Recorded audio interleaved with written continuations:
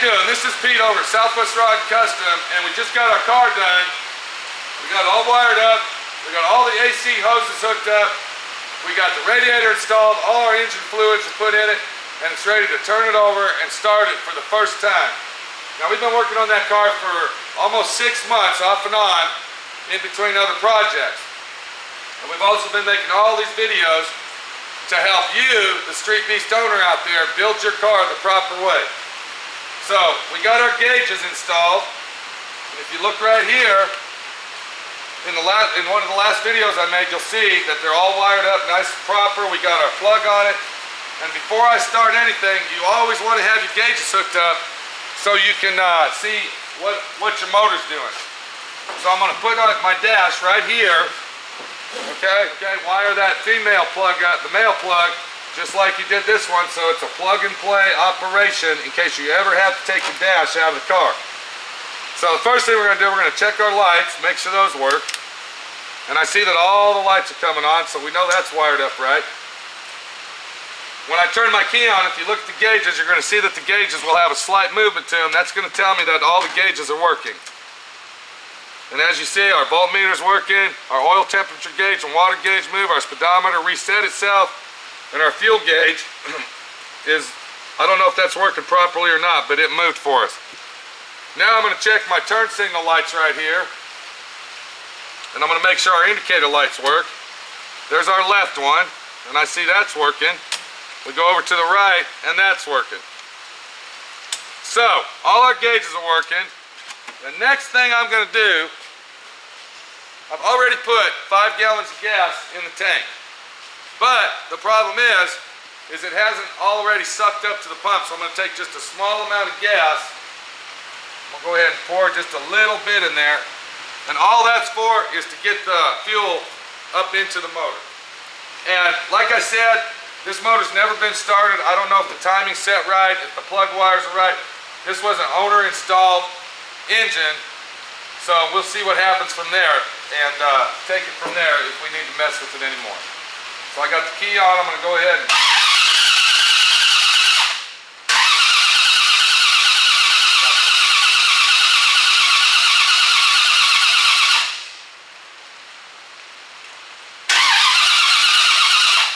okay, I noticed that it's not getting electrical juice, and it's probably to the distributor.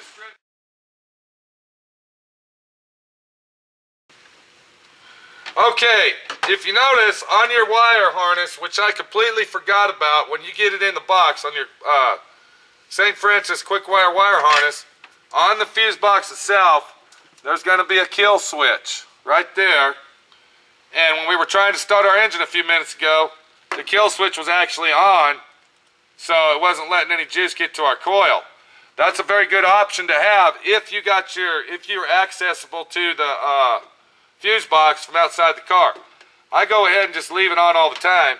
So now that we got that hooked up, let me hook my gauges back up, because I unhooked all those. And I think we should be in luck this time, because that was our problem. Let's go ahead and start it again. Alright, and see if it starts up for us. Okay, I think we got some luck. I think something's going to happen here. Get the gauges out of the way. Pour just a little bit more gas in there. Just like so.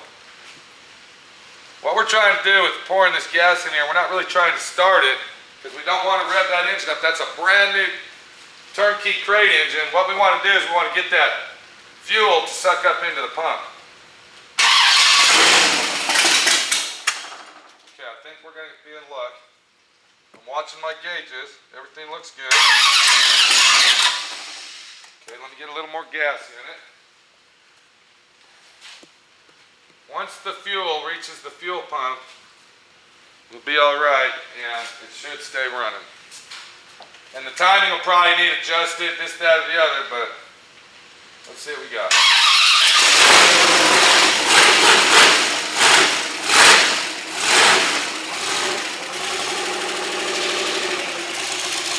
There you go. 1 Street Beast Coupe. Run. Right here, kid. Zoom down in that. Where the gas is sucking. Hold it. Alright. Our motor's running great, but there's one thing I forgot to do. When I was wiring the car up, I got the fan to work, and I didn't hook the fan up yet. I mean, I had the fan hooked up, but I disconnected it while I was checking the wire, so I'm going to go ahead and hook the fan up right here. There we go. Now the fan's working. And I test to make sure, oh yeah, the fan's blowing on my hand. You want the force of the fan to blow on the engine.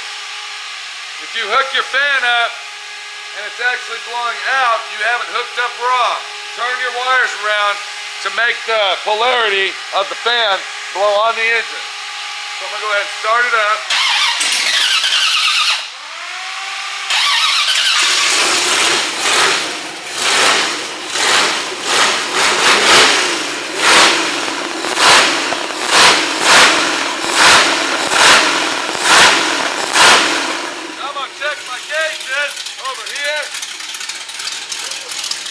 I see the tachometer's working good.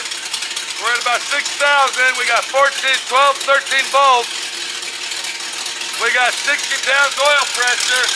And the motor hasn't been running long enough, but I know that's going to get up to about 150.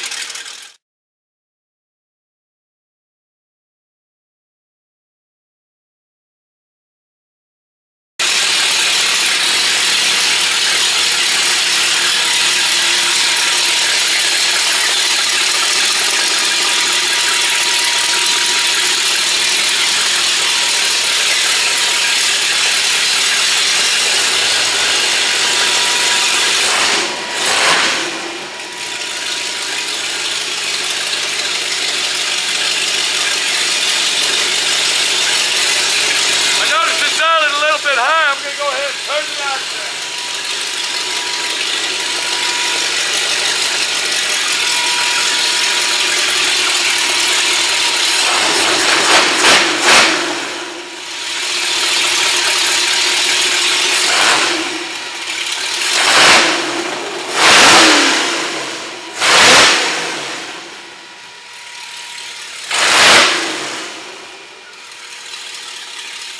And there you go.